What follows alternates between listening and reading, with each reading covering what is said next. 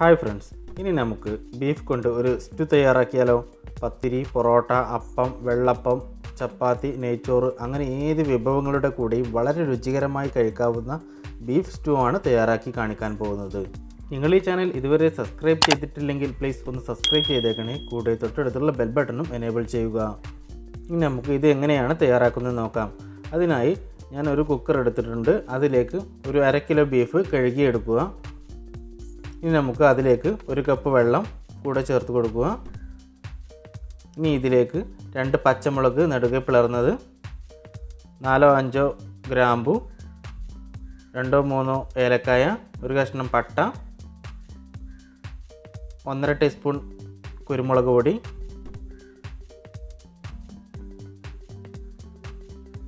ആവശ്യത്തിന് ഉപ്പ് എന്നിവ ചേർത്ത് കൊടുത്ത് ഒന്ന് നന്നായി ഇളക്കി കൊടുക്കുക. അതിനുശേഷം കുക്കറിൻ്റെ മൂടി വെച്ച് ഒരു 4-5 വിസിൽ വരുന്നത് വരെ വേവിക്കുക. നിങ്ങളുടെ ബീഫിൻ്റെ വേവിനനുസരിച്ച് വിസിൽ കൂട്ടാവുന്നതും കുറക്കാവുന്നതുമാണ്. ഇതിൻ്റെ ബാക്കി ജോലികൾ ചെയ്യാം.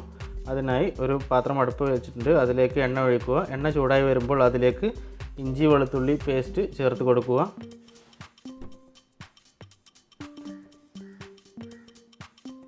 അതിൻ്റെ പച്ചമണം പോകുന്നത് വരെ ഒന്ന് നന്നായി ഇളക്കി കൊടുക്കുക. ഇനി നമുക്ക് ഇതിലേക്ക് കുറച്ച് കറിവേപ്പില കൂടി ചേർത്ത് കൊടുക്കാം. അതിനുശേഷം 2 വലിയ ഉള്ളി അരിഞ്ഞത് ചേർത്ത് കൊടുക്കാം. ഇതിലേക്ക് ആവശ്യത്തിന് കുറച്ച് ഉപ്പ് കൂടി ചേർത്ത് കൊടുക്കാം. എന്നിട്ട് ഒന്ന് നന്നായി ഇളക്കി കൊടുക്കുക.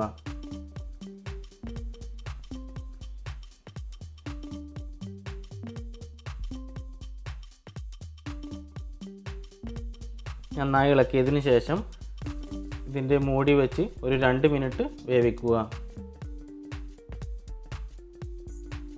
ഇപ്പോൾ ഉള്ളിയെല്ലാം നന്നായി വഴന്ന് വന്നിട്ടുണ്ട്. ഇനി നമുക്ക് ഇതിലേക്ക് ചെറുതായി അരിഞ്ഞു വെച്ച ഉരുളക്കിഴങ്ങ് ചേർത്ത് കൊടുക്കാം. അതിനുശേഷം ചെറുതായി അരിഞ്ഞു വെച്ച ക്യാരറ്റും 2 പച്ചമുളക് നെടുകെ കീറിയതും കൂടി ചേർത്ത് കൊടുക്കുക. എന്നിട്ട് വീണ്ടും നന്നായി ഇളക്കി കൊടുക്കുക.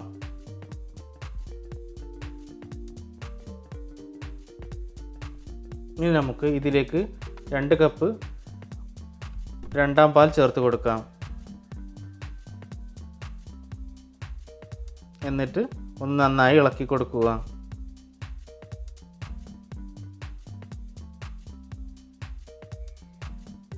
അതിനുശേഷം ഇതിലേക്ക് 1 ടീസ്പൂൺ കുരുമുളക് പൊടി കൂടി ചേർത്ത് കൊടുത്ത് ഒന്ന് നന്നായി ഇളക്കി കൊടുക്കുക.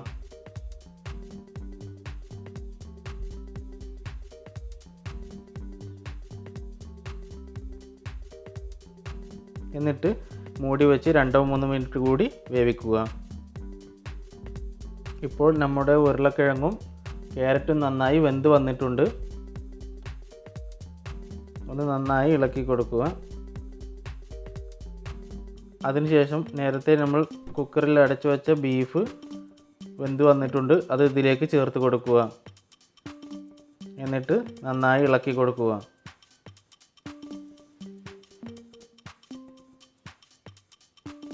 ശേഷം ഒരു 2 മിനിറ്റ് കൂടി ഒന്ന് മൂടി വെച്ച് വേവിക്കുക. ഇപ്പോൾ നമ്മൾ ബീഫ് സ്റ്റൂ നന്നായി തയ്യാറായി വന്നിട്ടുണ്ട്. ഒന്ന് ഇളക്കി കൊടുക്കുക. അതിനുശേഷം നമുക്ക് ഇനി തീ ഓഫ് ചെയ്യാം. ഇനി നമുക്ക് ഇതിലേക്ക് 1 കപ്പ് ഒന്നാം പാൽ ചേർത്ത് കൊടുക്കാം. ഒന്നാം പാൽ ചേർത്ത് കൊടുത്തതിന് ശേഷം ഇനി തിളക്കാൻ അനുവദിക്കരുത്. എന്നിട്ട് വീണ്ടും നന്നായി ഇളക്കി കൊടുക്കുക. ഇപ്പോൾ നമ്മളെ ബീഫ് സ്റ്റൂ ഇവിടെ റെഡി ആയിട്ടുണ്ട്. ഇനി നമുക്ക് ഇതിന് മുകളിലേക്കായി കുറച്ച് മല്ലിയില കൂടി വിതറി കൊടുക്കാം. എല്ലാവരും ചെയ്ത് നോക്കണം, വളരെ ടേസ്റ്റിയാണ്. ഈ വീഡിയോ ഇഷ്ടമായ ലൈക്ക് ചെയ്യുക, ഷെയർ ചെയ്യുക, സബ്സ്ക്രൈബ് ചെയ്യുക. കൂടെ തൊട്ടടുത്തുള്ള ബെൽ ബട്ടണും എനേബിൾ ചെയ്യുക. മറ്റൊരു പുതിയ വീഡിയോയുമായി വീണ്ടും കാണാം. ബൈ.